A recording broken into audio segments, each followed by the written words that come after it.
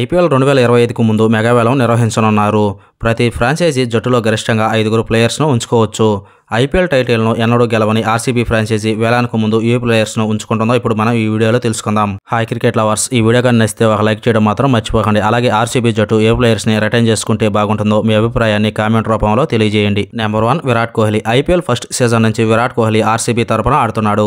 League చరిత్రలో మొత్తం సీజన్లో ఒకే జట్టుకు ఆడిన ఏకైక ప్లేయర్ విరాట్ కోహ్లీ. కాబట్టి విరాట్ కోహ్లీ మరోసారి ఆర్సీబీలో భాగం కావడం confirm. Number 2 Mohammed Siraj. Team India main fast bowler Mohammed సిరాజ్ను ఆర్సీబీ ఉంచుకుంటుంది.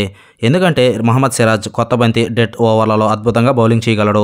కాబట్టి ఇటువంటి పరిస్థితుల్లో ఫ్రాంచైజీ సిరాజ్ను జట్టు నుంచి తప్పించే ఆలోచన చేయదు. Number 3 Will jacks.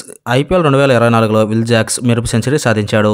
దీంతోపాటు బౌలింగ్లోనూ 2 వికెట్లు తీసుకున్నాడు.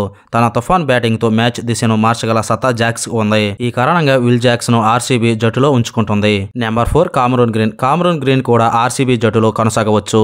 ఐపీఎల్ 2024లో ట్రేడింగ్ ద్వారా ముంబై ఇండియన్స్ నుంచి ఆర్సీబీలో చేరిన గ్రీన్ ఆల్రౌండర్ పాత్రను బాగానే పోషించాడు. అలాగే గ్లెన్ మ్యాక్స్వెల్ను రిలీజ్ చేయడం ద్వారా ఫ్రాంచైజీ గ్రీన్ ని జట్టులో ఉంచుకోవచ్చు.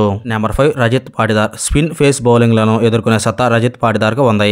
ఐపీఎల్లోని చివరి 24 ఇన్నింగ్స్లలో 159 స్ట్రైక్ రేట్తో 799 రన్స్ చేశాడు. ఇటువంటి పరిస్థితుల్లో రజిత్ పాటిదార్ జట్టులో కొనసాగడం దాదాపు కన్ఫర్మ్ అని చెప్పవచ్చు.